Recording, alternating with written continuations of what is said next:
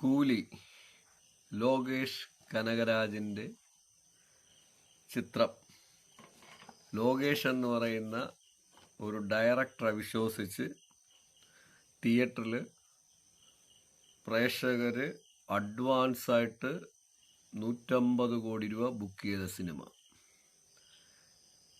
ഈ സിനിമ 150 കോടി രൂപ ബുക്ക് ചെയ്ത് എന്ന് പറയുമ്പോൾ പ്രേക്ഷകരുടെ അടുത്ത് ഞാൻ പറയട്ടെ, ഇത് രജനീകാന്തിനെ കണ്ട് ബുക്ക് ചെയ്തതല്ല. രജനീകാന്തിനെ കണ്ട് ബുക്ക് ചെയ്തതാണെങ്കിൽ ഈ 150-200 കോടി രൂപയുടെയൊക്കെ ബുക്കിംഗ് കളക്ഷൻ രജനീകാന്തിൻ്റെ ഇതിനു മുമ്പേ ഫ്ലോപ്പായി പോയ 5 വർഷത്തിനകത്തുള്ള സിനിമകൾക്കൊക്കെ വന്നിട്ടുണ്ടോ? പ്രേക്ഷകർ പറയും വന്നിട്ടുണ്ടോ? എൻ്റെ അറിവിലില്ല. പിന്നെ ഇതിനിടയിൽ വമ്പ ഹിറ്റായിട്ട് മാറിയത് ജയിലറാണ്. ജയിലർ എന്ന് പറഞ്ഞ സിനിമ അതിൻ്റെ സസ്പെൻസും ലെവലും കൊണ്ട് പിന്നീട് കൊളുത്തി കയറിയതാണ്. അതിൻ്റെ സ്റ്റാർട്ടിങ് ബുക്കിംഗ് ഒക്കെ എന്ന് പറയുന്നത് ഇതിൻ്റെ 1/3 മാത്രമേ ഉള്ളൂ.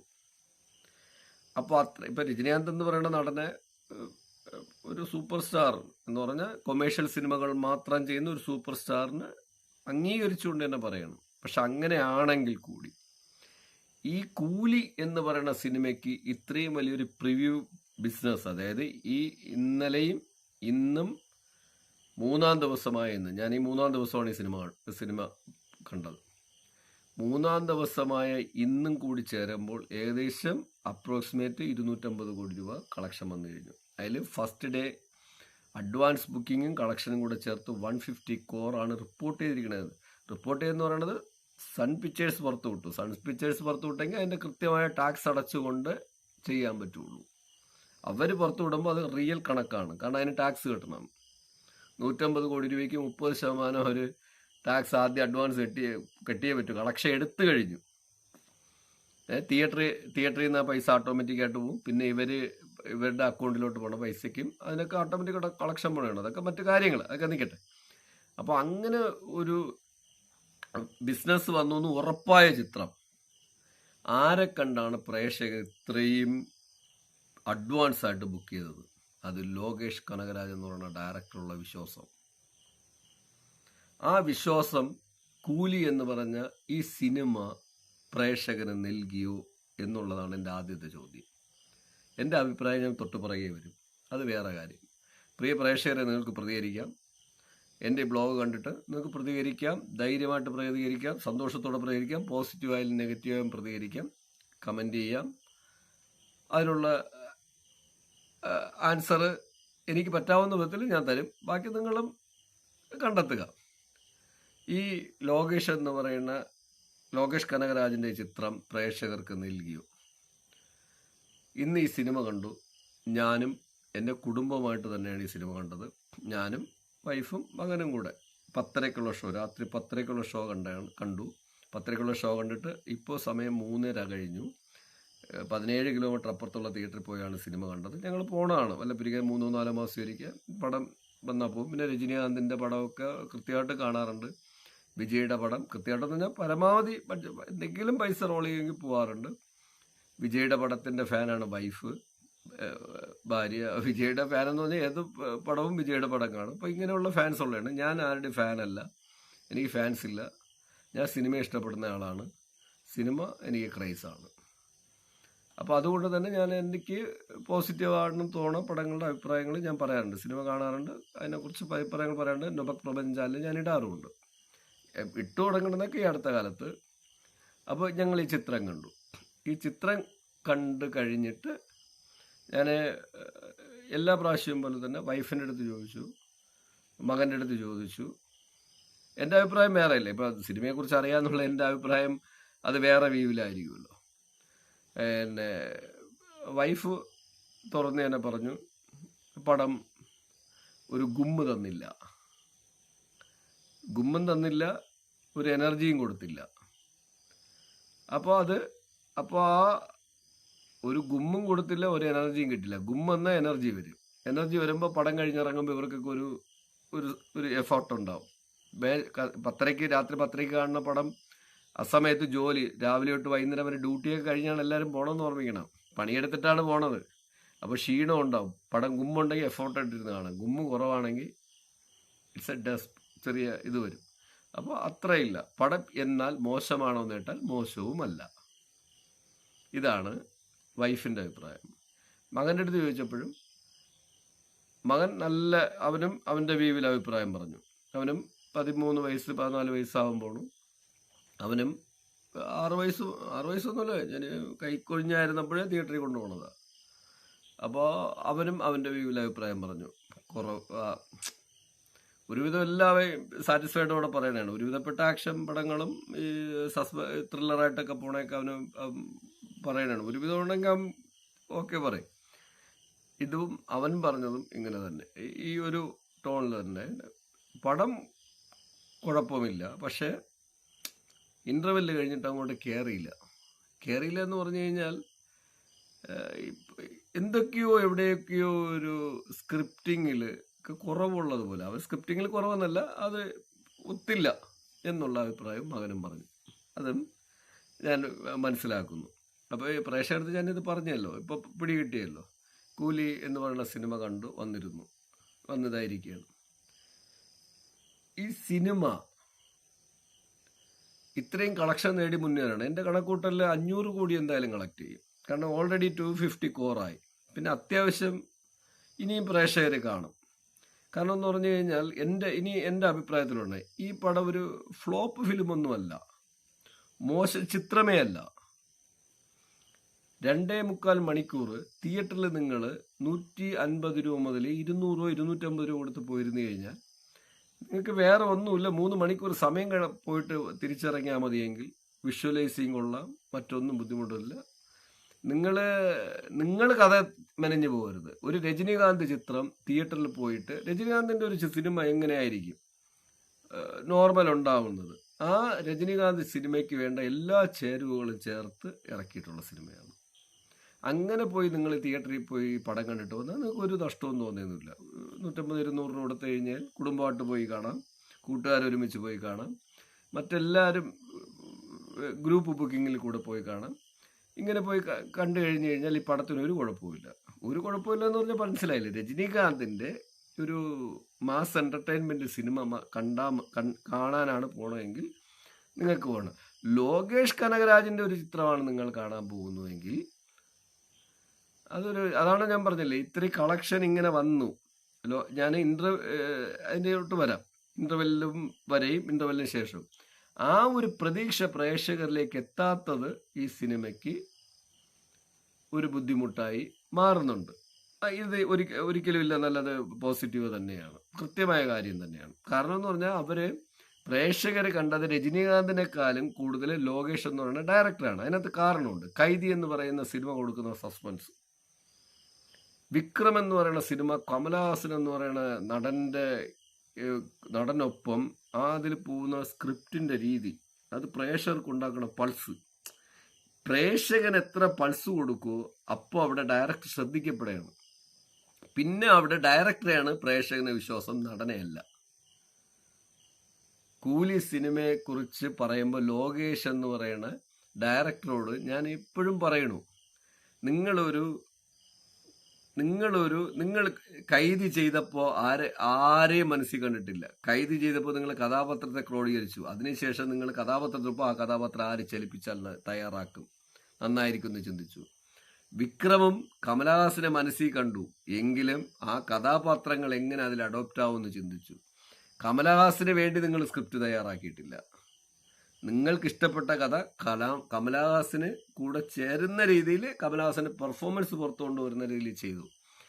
ഇത് നിങ്ങൾ രജനി എന്ന് പറയുന്ന ഒരു നടന്റെ സ്റ്റാൻഡത്തിന് വേണ്ടി, സ്റ്റാർ ഓഫ് വാല്യൂവിന് വേണ്ടി മാത്രം ഈ ചിത്രം ചെയ്തു. അത് ലോകേഷ് കനകരാജ് എന്ന് പ്രേക്ഷകരെ പ്രതീക്ഷിക്കില്ലെന്നാണ് ഞാൻ പറയുന്നത്. ഇത്രയും പ്രിവ്യൂ ബുക്കിംഗ് വന്നത് അതുകൊണ്ടാണ്. ലോകേഷ് കനകരാജ് എന്ന് പറയുന്ന ഡയറക്ടറിൽ കൈദിയിലും വിക്രത്തിലും കൂടെ വന്ന വിശ്വാസം, പിന്നെ താങ്കളുടെ കുഞ്ഞു ചിത്രങ്ങളൊക്കെ ഞാൻ കണ്ടിട്ടുണ്ട്, താങ്കൾ പ്രൊഡ്യൂസ് ചെയ്ത ചിത്രങ്ങളൊക്കെ, അതിലൊക്കെ താങ്കൾക്ക് ഒരു കൈ വെച്ചിട്ടുണ്ട് താങ്കളെല്ലാവരും. താങ്കളുടെ ഉള്ള ഒരു വിശ്വാസം, ഇങ്ങനെ പ്രേക്ഷകരിലേക്ക് ഒരു വിശ്വാസം കടന്നു ചെല്ലും. വിശ്വാസം എങ്ങനെ വരുന്നതാണ്? അദ്ദേഹത്തിൻ്റെ ഒരു പടം എന്ന് പറയുന്നത് എന്തെങ്കിലും ഒന്നുണ്ടാവും, വെറൈറ്റി. ഏത് പൊട്ട നടനെ കൊടുത്താലും അദ്ദേഹം അതിനെ ഉരച്ച് വൈഡൂര്യമാക്കും, റൂബിളാക്കും, കോഹിന്നൂർ രത്നമാക്കും. ഈ വിശ്വാസം പ്രേക്ഷകർക്ക് വല്ലാതെ ഈ സിനിമയിലുണ്ടായിരുന്നു. ആദ്യം ഈ സിനിമ കൊടുത്തു എന്ന് ചോദിച്ചാൽ, ലോകേഷിൻ്റെ സിനിമയായിട്ട് ഈ പടത്തിന് തിയേറ്ററിൽ പോയി കാണാൻ പോയാൽ ഈ 10-ൽ എത്ര മാർക്ക് കൊടുക്കാമെന്ന് ചോദിച്ചാൽ ഞാനൊരു 10-ൽ 4 മാർക്ക് കൊടുക്കുക. 10/4 മാർക്ക്. 10-ൽ 4 മാർക്കേ ചിത്രത്തിന് കൊടുക്കാൻ പറ്റുള്ളൂ ലോകേഷിൻ്റെ സിനിമയായിട്ട് കാണാൻ പോയാൽ. ഇനി രജനികാന്തിൻ്റെ സിനിമയായിട്ട് തിയേറ്ററിൽ പോയി സിനിമ കാണാൻ പോയാൽ 10-ൽ എത്ര കൊടുക്കാമെന്ന് വെച്ചാൽ 10-ൽ 8 കൊടുക്കുക. അതാണ് റാങ്കിങ്. ലോകേഷ് എന്ന് പറഞ്ഞ ഡയറക്ടറെ മനസ്സിൽ കണ്ട തിയേറ്ററിൽ പോകണമെങ്കിൽ, അതുകൊണ്ടാണ് പ്രേക്ഷകർ ആദ്യമേ കുറച്ച് മോശം റിവ്യൂ വന്നത് 2 ദിവസം. ഇപ്പോൾ വരുന്നില്ലല്ലോ, കുറഞ്ഞിട്ടുണ്ടല്ലോ. ലോകേഷ് എന്ന് പറയുന്ന നടൻ്റെ ഒരു ഡയറക്ടറെ കൂടെ വല്ലാതെ വിശ്വസിച്ചിട്ടില്ല. രജനി എന്ന് പറയുന്ന സ്റ്റാൻഡം വേറെ ലെവലിൽ വരുമെന്നൊക്കെ അവർ വിചാരിച്ചു. അത് ഇല്ല എന്നുള്ളത് ഈ സിനിമയിലുണ്ട്. ഇപ്പോൾ ലോകേഷ് എന്ന് പറയുന്ന സ്ക്രിപ്റ്റേഴ്സും ഡയറക്ടറുമായ എല്ലാമായ അദ്ദേഹത്തിനാണെങ്കിൽ 10-ൽ 4 മാർക്ക് ഈ കൂലിക്ക് കൊടുക്കാൻ പറ്റും. രജനികാന്ത് എന്ന് പറയുന്ന സ്റ്റാർ ഓഫ് വാല്യൂവിനാണെങ്കിൽ 10-ൽ 8 മാർക്ക് ധൈര്യമായിട്ട് കൊടുക്കാം. ആ രീതിയിൽ പടം പോകണുണ്ട്. പ്രേക്ഷകർക്ക് ധൈര്യമായിട്ട് തിയേറ്ററിൽ പോയി കാണാം. ഒരു ബോറുമില്ലാത്ത ചിത്രം. ഇതാണ് ഈ പടത്തിൻ്റെ ജനറൽ ഇപ്പോൾ എൻ്റെ അഭിപ്രായം. പിന്നെ ഈ പടം എവിടെയാണ് വീണത്? ഫസ്റ്റ് ഹാഫ് എന്ന് പറഞ്ഞാൽ സയൻസ് വിഷ്വൽ ഫിലിമായിട്ടാണ് ഈ പടം സ്റ്റാർട്ട് ചെയ്യണത്. സയൻസ് വിഷ്വലായിട്ടുള്ള സിനിമയെന്ന് പറയുന്നത് ഇത്തിരി നോളജ് ഉള്ളവർക്കേ മനസ്സിലാവുള്ളൂ. എനിക്ക് അതിലിപ്പോഴും മനസ്സിലാവാത്തത്, കേരളത്തിൽ എന്തൊക്കെ വലിയ വിദ്യാഭ്യാസം ഉണ്ടെന്ന് പറയുന്നത് സയൻസ് വിഷ്വൽ സിനിമ കാണിച്ചാൽ മനസ്സിലാവില്ല. വിദ്യാഭ്യാസം ഭയങ്കര, ഡിഗ്രി, PhD എല്ലാത്തിനും ലോകത്തിൻ്റെ നെറുകയിൽ കിടക്കണമുണ്ട് ഇപ്പോഴും. പക്ഷെ സയൻസ് വിഷ്വൽ സിനിമ തിയേറ്ററിൽ വന്നോട്ടെ, അല്ലെങ്കിൽ അതുമായിട്ട് ബന്ധപ്പെട്ടൊരു പ്രോജക്റ്റ് കാണിച്ചു നോക്കിയിട്ട് ഇവിടുത്തെ ജനങ്ങൾക്ക് ഒന്നും മനസ്സിലാവില്ല. എല്ലാവരും അല്ല, 10-ൽ 8 പേർക്ക് മനസ്സിലാവണില്ല, 2 പേർക്ക് മനസ്സിലായിട്ട് കാര്യമില്ല. അതല്ലാതെ അത് ഒരു ഈ വികസിത സമൂഹത്തിൻ്റെ ഒരു പോസിറ്റീവ് അല്ല. ഈ പടം സ്റ്റാർട്ട് ചെയ്യണ നല്ല സയൻസ് വിഷ്വലാണ്. കഥ പോണതും അങ്ങനെയാണ്. ഇൻ്റർവെല്ലിൽ അങ്ങനെ പോയപ്പോൾ ഞാൻ ഇതിട്ടിട്ടുണ്ട്, റീലിട്ടു, ഇത് നല്ല ഫിലിമാണെന്നുള്ളത്. പടം നല്ലതാണ്, രജനീകാന്തിൻ്റെ പടം. പക്ഷേ ലോകേഷിൻ്റെ പടമായിട്ട് തന്നെ ഞാൻ ഇപ്പോൾ റീലിട്ടു ഇൻ്റർവെല്ലിൽ വെളിയിലിറങ്ങി. പക്ഷേ ഇൻ്റർവെല്ലിൽ കഴിഞ്ഞപ്പോഴത്തേക്കും എങ്ങുമില്ലാതെ പോയി. സയൻസ് വിഷ്വൽ കാണിച്ച് അത്രയും ടോപ്പിൽ. അപ്പോൾ സയൻസ് വിഷ്വലുമായിട്ട് ബന്ധപ്പെട്ട് അത് നോളജ് ഉള്ളവർക്ക് അത് മനസ്സിലാവുള്ളൂ, അത് നോളജ് ഉള്ളവർക്കേ മനസ്സിലാവുള്ളൂ. അപ്പോൾ ആ രീതിയിൽ കഥ പറഞ്ഞപ്പോഴത്തേക്കും എനിക്ക് ഹാപ്പി. കാരണം അടുത്ത വരാൻ പോകുന്ന കുറേ കാര്യങ്ങൾ മുൻകൂട്ടി ലോകേഷിന് കാണാൻ കഴിയുന്നുണ്ട്. പക്ഷെ അത് കഴിഞ്ഞിട്ട് പിന്നെ മുന്നോട്ട് പോകുന്നതെന്ന് പറഞ്ഞാൽ ഏതോ ഒരു സിനിമ നമ്മൾ സാധാ ഒരു പടം കണ്ടുകൊണ്ടിരിക്കും പോലെ കണ്ടുകൊണ്ടിരിക്കുക. വിഷ്വലിൻ്റെ പുറത്തും ഈ പറയുന്ന നടന്മാരുടെയൊക്കെ പ്രസൻറ്റിൻ്റെ പുറത്തും കണ്ടുകൊണ്ടിരിക്കുക. വേറെ പൾസേ ഇല്ല. ഇൻ്റർവെല്ല് കഴിഞ്ഞപ്പോഴത്തേക്കും ഈ സയൻസ് വിഷ്വലും കഴിഞ്ഞു, അതും വിട്ടു. അപ്പോൾ ഇങ്ങനെ ഒരിടത്തും തന്നെ ഒന്നിനും തമ്മിൽ യോജിക്കാതെ പോകുന്ന രീതിയിൽ സ്ക്രിപ്റ്റിൻ്റെ പോക്ക്, അത് ഈ പടത്തിന് വളരെ പിന്നിലോട്ട് വലിച്ചിട്ടുണ്ട്. അത് ഞാൻ ലോകേഷിൻ്റെ അടുത്ത് പറയണതെന്ന് പറഞ്ഞു കഴിഞ്ഞാൽ, ലോകേഷിലുള്ള വിശ്വാസമാണ് പടം. ഒരു സാധാരണ ഒരു ഡയറക്ടറാണ് ഇങ്ങനെ ഒരു സിനിമ എടുത്തു വന്നു കഴിഞ്ഞാൽ അതൊന്നും കുഴപ്പമൊന്നുമില്ല, പ്രേക്ഷകർ അക്സെപ്റ്റ് ചെയ്യും. അപ്പോൾ ലോകേഷിൻ്റെ കാര്യമാണ് ഈ പറയണത്. ഇങ്ങനെ ഇൻ്റർവെല്ല് കഴിഞ്ഞ് കഴിഞ്ഞാൽ പടം മെല്ലെ പടം ഇൻ്റർവെല്ല് കഴിയുമ്പോൾ ബോറൊന്നുമില്ല കേട്ടോ, ബോറൊന്നുമില്ല. വിഷ്വൽ കണ്ടുകൊണ്ടിരിക്കാം, ഒരു ബുദ്ധിമുട്ടുമില്ല, നമുക്ക് നോക്കിക്കൊണ്ടിരിക്കാം. പിന്നെ സ്ക്രിപ്റ്റിങ്ങിൽ ഇതിലോട്ട് ഒരു ബന്ധമില്ലാതെ വരുമ്പോൾ പ്രേക്ഷകർ പ്രതികരിക്കും. പ്രേക്ഷകർക്ക് അല്ലാതെ പറ്റണില്ല. ഈ സയൻസ് കാണിച്ചപ്പോഴേ പറ്റില്ല. കാരണം സയൻസ് നമുക്ക് പിടികിട്ടണ്ടേ. ഈ സയൻസ് വിഷ്വൽ ഇത് വരാൻ പോകുന്ന അത് പോട്ടെ, അതങ്ങനെ കിട്ടും, നാളെയെങ്കിലും മനസ്സിലാവുന്നില്ല. പിന്നീട് പടം ഡൗൺ ആയിപ്പോയി. കഥയും കഥാപാത്രം പോകുന്ന രീതിയിൽ ഡൗൺ ആയിപ്പോയി. ഈ ഒരു ഇതാണ് ഈ പടത്തിൻ്റെ ഏറ്റവും വലിയ ഡ്രോബാക്ക്. അതുകൊണ്ട് 1000 കോടി പ്രതീക്ഷയോടെ ഇറക്കിയ ലോകേഷിൻ്റെ സിനിമ തെലുങ്കിലൊക്കെ ചിലപ്പോൾ നന്നായിട്ട് ഓടാം, മലയാളത്തിലെങ്കിലും 10 കോടി അടുപ്പിച്ചെത്തിക്കഴിഞ്ഞ് കളക്ഷൻ. ആവറേജ് പടം 500-600 കോടി എത്തും. പടം പ്രോഫിറ്റായി മാറും. സാറ്റലൈറ്റും എല്ലാം കൂടെ. അല്ലെങ്കിൽ തന്നെ ഇനിയിപ്പോൾ കലാനിധി മാധവനെ ബിസിനസ് ആരും പഠിപ്പിക്കണ്ടല്ലോ. കലാനിധി മാധവനെ ആരും ബിസിനസ് പഠിപ്പിക്കണ്ടല്ലോ. സൺ പിക്ചേഴ്സിനെ ബിസിനസ് പഠിപ്പിക്കണ്ടല്ലോ. IPL ടീം അടക്കമുള്ള ആൾക്കാരാണ്. അപ്പോൾ അവർ ബിസിനസ് ഒന്നും പഠിപ്പിക്കേണ്ടല്ല. നമ്മൾ ബിസിനസ്സെ കുറിച്ചല്ലല്ലോ നമ്മൾ സംസാരിക്കുന്നത്. നമ്മൾ ഒരു പടത്തിന് പോയാൽ ആ പടവുമായിട്ട് ബന്ധപ്പെട്ട കാര്യത്തിനെ കുറിച്ചാണ് അത് അവരുടെ ബിസിനസ് കാര്യം. ബിസിനസ് അത് വേറെ, ബൂസ്റ്റിംഗ് അല്ലേ. ഈ രീതിയിൽ എടുത്തു കഴിഞ്ഞു കഴിഞ്ഞാൽ ഈ പടം ഒരു ആവറേജ് സിനിമയായിട്ട് കൂലി കണക്കാക്കാൻ പറ്റുള്ളൂ. കൂലി എന്ന് പറയുന്നത് എൻ്റെ അഭിപ്രായത്തിൽ ഒരു സിനിമ എന്നുള്ളൊരു മാർക്ക് കൊടുത്താൽ 10ൽ 6 പോയിന്റ് കൊടുക്കുക. അപ്പോൾ അതൊരു ആവറേജ് സിനിമ, ആ ഒരു ലെവലാണ്. ഇത് കഴിഞ്ഞു കഴിഞ്ഞാൽ ഈ സിനിമയുടെ ഏറ്റവും വലിയ ഡ്രോബാക്ക് എന്ന് പറയുന്നത് ഇൻ്റർനാഷണൽ ലെവലിലാണ് ഈ പടം കാണിക്കുന്നത്. രജനീകാന്തിൻ്റെ എൻട്രി മുതൽ രജനീകാന്തിൻ്റെ അവസാനം വരെയും കൈകൊണ്ട് വാളെടുത്ത് വെട്ട് മറ്റു കാര്യങ്ങൾ തന്നെ. ഇന്നത്തെ ഏറ്റവും ആധുനിക ടെക്നോളജിയുള്ള തോക്ക് വെച്ചിട്ടാണ് ഒരുപാട് പേര് നിൽക്കുന്നത്. ഇതിനെ അവരെ വാളെടുത്ത് വെട്ടിപ്പറക്കി താഴെ തള്ളിയിട്ട് കളയും. ഇതൊക്കെ നമുക്ക് ഒരു രജനീകാന്തിൻ്റെ ഇൻട്രോയിൽ കുഴപ്പമില്ല. രജനീകാന്തിൻ്റെ അങ്ങനെ ഇൻട്രോ ഉള്ളൂ എന്നറിയാം, ത്രില്ലായിട്ട് തോന്നും. പിന്നെ പിന്നെ പിന്നെ പോകുമ്പോഴെല്ലാം ഇത് തന്നെ. ഒരു രജനീകാന്തിനെ കൊണ്ട് അതായത് ജയിലറിൽ പോലും ഒന്ന് നന്നായിട്ട് നെൽസ യൂസ് ചെയ്തു. അപ്പോൾ അതിൻ്റെ ഒരു 50 മടങ്ങ് രജനീകാന്തിൻ്റെ 77ാമത്തെ വയസ്സിൽ രജനീകാന്ത് ഇപ്പോഴും ഇത്രയും പെർഫോം ചെയ്യണുണ്ട്. അപ്പോൾ രജനീകാന്തിന് വേണ്ട രീതിയിലുള്ള കഥാപാത്രം തയ്യാറാക്കിയിട്ട് രജനീകാന്തിനെ കൊണ്ടുവന്നിട്ട് ഇങ്ങനെ പ്രേക്ഷകരുടെ ഇടയിൽ തള്ളിക്കൊടുക്കേണ്ടതില്ലായിരുന്നു എന്നാണ് ലോകേഷിനടുത്ത് ഞാൻ പറയണത്. കാരണമേ ആ തുടക്കം മുതൽ അവസാനം വരെ സിംഗിൾ പെർഫോമൻസ് ഉണ്ടല്ലോ, പ്രേക്ഷകന് സഹിക്കാൻ പറ്റൂല. പിന്നെ ഇതിൻ്റെ കൂടെ ആഞ്ഞ് വലിച്ചെറിയണ സെന്റിമെന്റ്സ്. കാരണം ഒന്നാമത് മറ്റ് കഥാപാത്രങ്ങൾക്ക് ഇതിനകത്ത് പ്രാധാന്യം പറയണില്ല. സിംഗിൾ പെർഫോമൻസ് ആണ് രജനീകാന്തിൻ്റെ തുടക്കം മുതൽ അവസാനം വരെ. എന്ന് പറഞ്ഞാൽ ഞാൻ പറഞ്ഞില്ല, നിങ്ങൾ വെടിവെപ്പും ഇന്റർനാഷണൽ ലെവലിൽ കാണിച്ചിട്ട് അതൊരു ലോക്കൽ അടി പോലെ എപ്പോഴും കാണിക്കുമ്പോഴുള്ള കാര്യമാണ് പറയണത്. അല്ലെങ്കിൽ ഇന്റർനാഷണൽ ലെവലിൽ പോയി നിങ്ങൾ അങ്ങനെ വെടിവെപ്പും കാര്യങ്ങളോട്ട് പോയിക്കൊണ്ടിരുന്നു, അതുമായിട്ട് കഥയെ കൊണ്ടുപോയിക്കൊണ്ടിരുന്നെങ്കിൽ പ്രേക്ഷകർ അത് അക്സെപ്റ്റ് ചെയ്യുമായിരുന്നു. അങ്ങനെ അക്സെപ്റ്റ് ചെയ്യാൻ പറ്റാത്ത രീതിയിലാണ് ഇതിൻ്റെ സ്ക്രിപ്റ്റ് പോണത്. കാരണം എന്ത് പറ്റിയെന്ന് ചോദിച്ചു കഴിഞ്ഞാൽ ഇതുവരെ ലോകേഷ് ചെയ്തിരുന്ന കഥാപാത്രങ്ങളെല്ലാം തന്നെ കഥാപാത്രം തയ്യാറാക്കി അതിനനുസരിച്ച് നടന്മാരെ മനസ്സിൽ കണ്ടിട്ട് അതും കൂടുതൽ ചെറിയ മാറ്റം വരുത്തി. ഇതിൽ രജനീകാന്തിന് വേണ്ടി മാത്രം സ്ക്രിപ്റ്റ് ഉണ്ടാക്കി.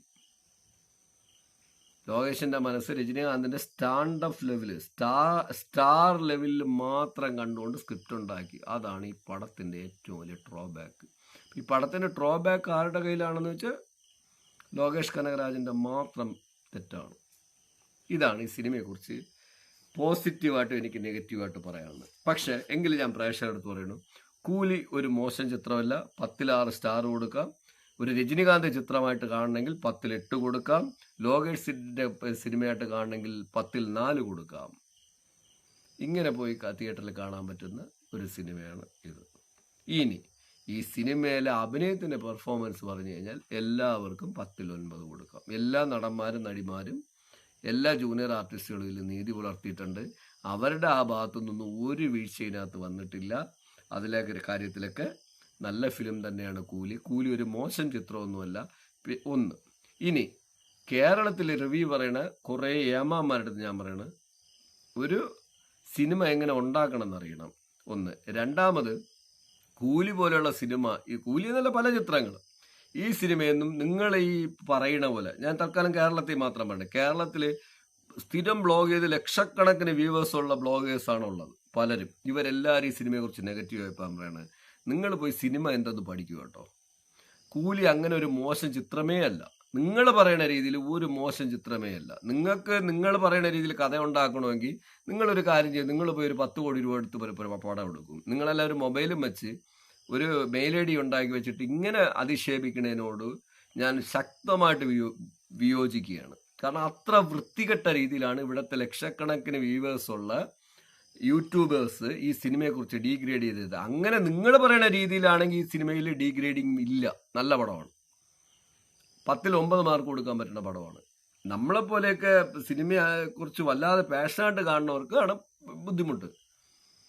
അതാണ് ഞാൻ പറയുന്നത്. അങ്ങനെയാണെങ്കിലാണ് ഞാൻ പറയുന്നത് ഒരു സിനിമ എന്നുള്ള നിലയ്ക്ക് രജനീകാന്തിന്റെ പടമാണെങ്കിൽ 10ൽ 8 മാർക്ക് കൊടുക്കാം. നിങ്ങൾ ഈ പടത്തെ ഡീഗ്രേഡ് ചെയ്യുകയാണ്. നിങ്ങൾ ഈ പടത്തിലല്ലേ എത്ര പടത്തെ ഡീഗ്രേഡ് ചെയ്തു?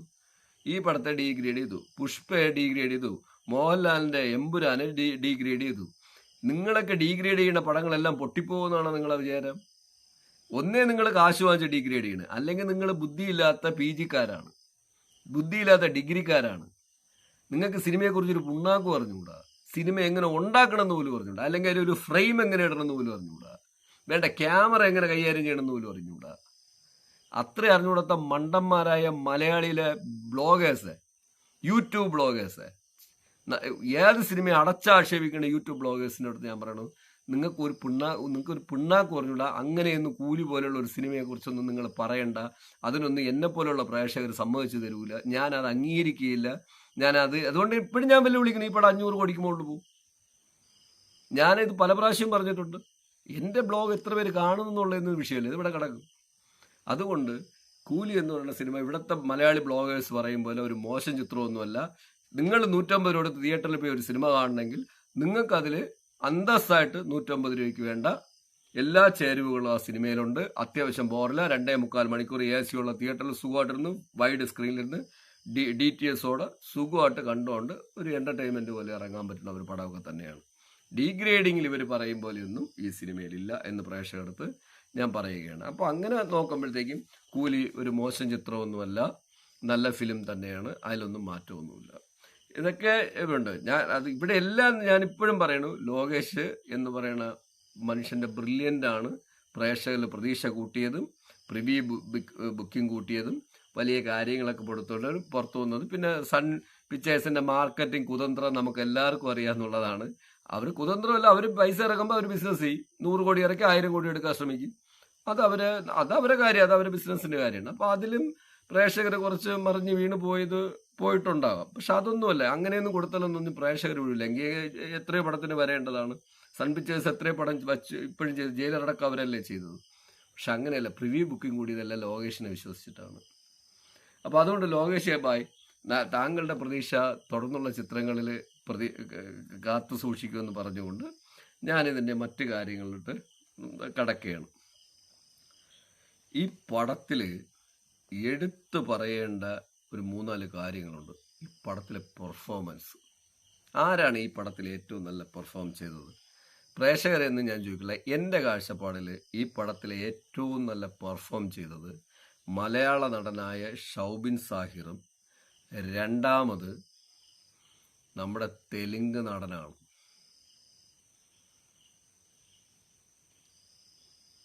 നമ്മുടെ തെലുങ്കിലെ പുള്ളി അർമാദിച്ചിട്ടുണ്ട് ഈ പടത്തിൽ.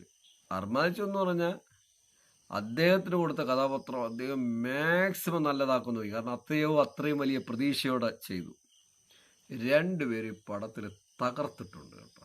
ഈ പടത്തിൽ ഏറ്റവും നല്ല ആക്ടിങ് കാഴ്ചവെച്ചത് ഷൗബിൻ സാഹിർ തന്നെയാണ് 1ാം സ്ഥാനത്ത്. അതിലൊരു വ്യത്യാസവും ആർക്കെങ്കിലും ഉണ്ടെങ്കിൽ പറയാം.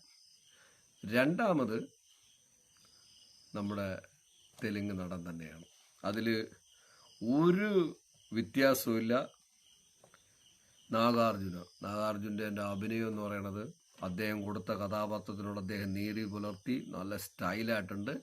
ഇവരെ രണ്ടുപേരെയും കഴിഞ്ഞു കഴിഞ്ഞാൽ പിന്നെ മാത്രമേ 3ാം സ്ഥാനത്തെ രജനികാന്ത് വരുള്ളൂ.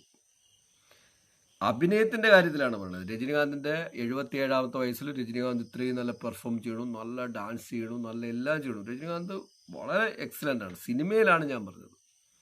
സിനിമയിൽ 3ാം സ്ഥാനത്തെ രജനികാന്ത് വരുള്ളൂ. കാരണം ഇവർ നന്നായിട്ട് ഫിലിമിന് വേണ്ടി മാക്സിമം നല്ല ചെയ്തിട്ടുണ്ട്. നല്ല ആക്ടിങ്, നല്ല എഫക്റ്റ്. അപ്പോൾ ഇത് ഈ പടത്തിൽ എടുത്തു പറയേണ്ടതുണ്ട്. അതിൽ വേറെ ഒരു മാറ്റവും ഞാൻ കാണില്ല. നാഗാർജുനയ്ക്കും എൻ്റെ അഭിനന്ദനങ്ങൾ, ഷൗബിൻ സാഹിറിനും എൻ്റെ സ്പെഷ്യൽ അഭിനന്ദനങ്ങൾ. ഈ പടത്തിൽ ഇത് എൻ്റെ അഭിനയം എന്നുള്ള നിലയ്ക്ക് പോസിറ്റീവ്. ബാക്കി കാര്യങ്ങൾ ബാക്കിൽ നിന്ന് വരാം. ഈ പടത്തിൻ്റെ ക്യാമറ കൈകാര്യം ചെയ്തിരിക്കുന്നത് ഗിരീഷ് ഗംഗാധരനാണ്. ഗിരീഷിൻ്റെ ക്യാമറ മോശമൊന്നുമല്ല. ഗിരീഷ് നന്നായിട്ട് സ്റ്റാർട്ട് ചെയ്തു. പടത്തിൻ്റെ തുടക്കമൊക്കെ നന്നായി തന്നെ ആയിരുന്നു. പിന്നെ ഇവരുടെ ഫ്രെയിം കംപ്ലീറ്റ് സൂപ്പർ സ്റ്റാറിൻ്റെ മുഖത്തോട് പോയപ്പോൾ മാത്രമാണ്, പിന്നെ ക്യാമറമാന് വേറെ എക്സ്ട്രാ ചെയ്യാവുന്നില്ല. കാരണം ബൂസ്റ്റ് ചെയ്ത് കാണിക്കുന്ന സീനുകളിലെല്ലാം ക്ലോസപ്പ് ആണ്. അത് ഡയറക്ടറും അവരും തീരുമാനിക്കുന്നതാണ്. അങ്ങനെ ചെയ്യുമ്പോഴാണ് നമുക്ക് ഈ പടം ബോറടിച്ച് ചിലപ്പോൾ പലയിടത്തൊക്കെ ബോറ് തോന്നുന്നത്. കാരണം ഓവർ പെർഫോമൻസ് ഇവരുടെ എപ്പോഴും, ഇവരെ മാത്രം നമ്മൾ ഫ്രെയിമിൽ നിൽക്കുമ്പോൾ ഉള്ള ഒരു ബുദ്ധിമുട്ട് ഈ പടത്തിലുണ്ട്. ക്യാമറാമാൻ ഗിരീഷ് ഗംഗാധരൻ നന്നായിട്ട് ചെയ്തിട്ടുണ്ട്. അവരുടെ ടീമിന് എൻ്റെ അഭിനന്ദനങ്ങൾ. നന്നായിട്ട് തന്നെയുണ്ട്. പിന്നെ കോസ്റ്റ്യൂം ചെയ്തിരിക്കുന്നത് പ്രവീൺ രാജ. കോസ്റ്റ്യൂമും നന്നായിട്ടുണ്ട്. നല്ല കോസ്റ്റ്യൂം പ്രവീൺ രാജ. നിങ്ങൾക്കൊന്നും ഒരു കുറ്റവും പറയാനില്ല. നിങ്ങളെ കൊണ്ട് പറ്റാവുന്ന പണിയൊക്കെ നന്നായിട്ട് ചെയ്തിട്ടുണ്ട്. നല്ല സ്റ്റൈലായിട്ടുണ്ട്.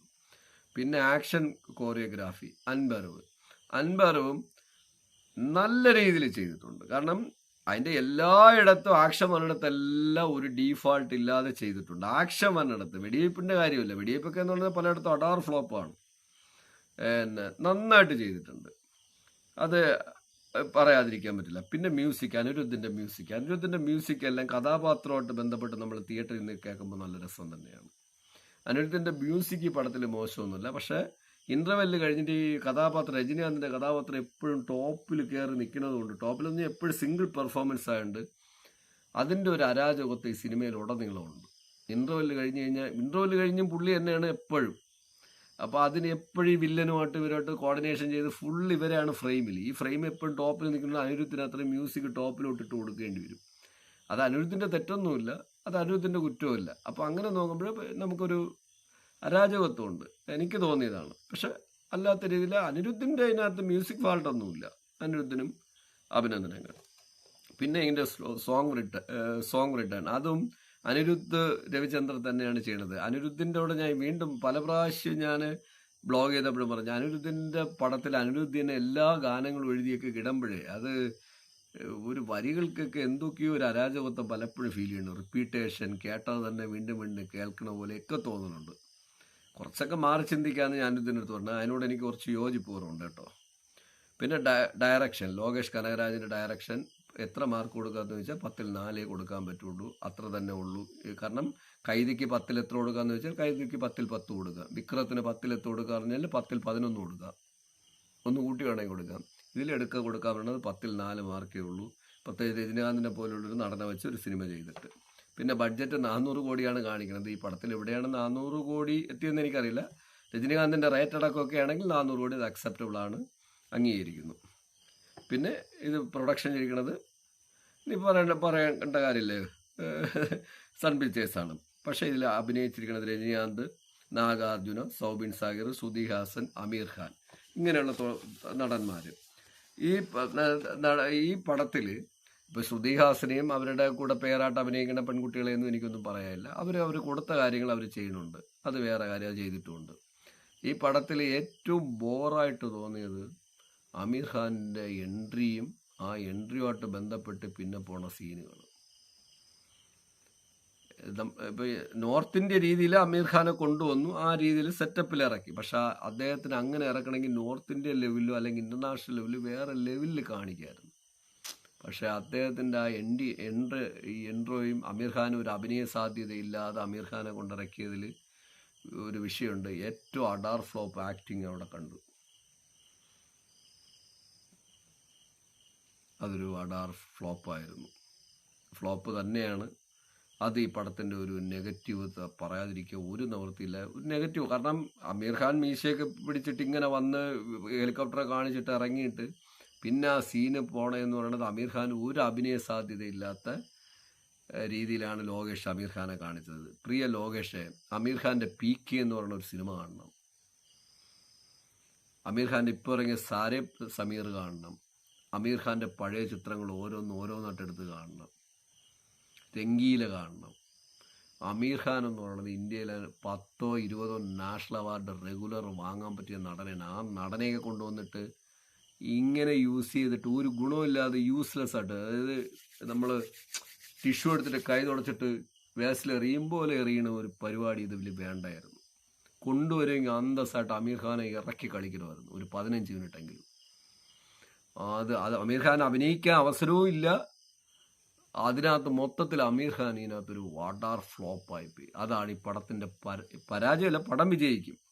പടത്തിൽ പ്രേക്ഷകരുടെ ശക്തമായ പ്രതികരണം എന്നത് അവസാനത്തെ 15 മിനിറ്റിലാണ്. ലോകേഷ് കനകരാജ് അത് പരാജയം തന്നെയാണ്. ഇത്രയാണ് ഈ ചിത്രത്തിൽ എൻ്റെ നെഗറ്റീവിൽ ഒരു പ്രതിഫലനം. ആകെ മൊത്തം നോക്കിക്കഴിഞ്ഞാൽ പടം കൊള്ളാം. രജനീയുടെ പടം എന്നുള്ള നിലയ്ക്ക് 10ൽ 8 മാർക്ക് കൊടുത്തുകൊണ്ടെന്ന് പ്രേക്ഷകരെ ധൈര്യമായിട്ട് തിയേറ്ററിൽ പോകാം. അല്ലാതെ ഒരിക്കലും ലോകേഷ് കനകരാജിൻ്റെ അമീർ ഖാൻ്റെ പെർഫോമൻസ് ഒന്നും കാണാൻ കരുതി പോരുത്. മൊത്തത്തിൽ നല്ല ചന്തമുള്ള 3 മണിക്കൂറുള്ള ജസ്റ്റ് ഒരു എൻ്റർടൈൻമെൻറ്റ് സിനിമ മാത്രമാണ് കൂലി. അതിനപ്പുറം കൂലിക്ക് കൊടുക്കാനായിട്ട് ഒന്നുമില്ല. പ്രത്യേകിച്ച് എൻ്റെ ഭാഗത്തു നിന്നൊന്നുമില്ല എന്ന് പറഞ്ഞുകൊണ്ടും കൂലി എന്ന് പറയുന്ന സിനിമ പ്രേക്ഷകർ തിയേറ്ററിൽ തന്നെ കാണുക. അത് തന്നെ പറയുള്ളൂ. കാരണം അത് എങ്കിലേ അതിലെ ഡാൻസ് ആസ്വദിക്കാൻ പറ്റൂ, ഷൗബിൻ സാഗറിൻ്റെ വില്ലൻ വേഷം ആസ്വദിക്കാൻ പറ്റും, ആക്ഷൻ സീക്വൻസ് ആഘോഷിക്കാൻ പറ്റും. അങ്ങനെ നമുക്ക് തെറ്റില്ലാതെ പോകണം. കഥ അധികം ഒന്നും നിങ്ങൾ ഡിപ്പെൻഡ് ചെയ്യേണ്ട, ഈ പറഞ്ഞ വലിയ ബൂസ്റ്റിംഗ് ഡിപ്പെൻഡ് ചെയ്യേണ്ട. അങ്ങനെയൊന്നും ഡിപ്പെൻഡ് ചെയ്താൽ തിയേറ്ററിൽ പോയി കാണാൻ പറ്റിയ ഒരു ചിത്രം തന്നെയാണ് കൂലി. അണിയറ പ്രവർത്തകർക്കും എല്ലാവർക്കും എൻ്റെ അഭിനന്ദനങ്ങൾ. പുതിയൊരു സിനിമാ വിശേഷമായിട്ട് ഇതുപോലെ അധികം താമസിക്കാതെ കാണാം. സൈനിങ് ഓഫ്, നോബക് സോളോ.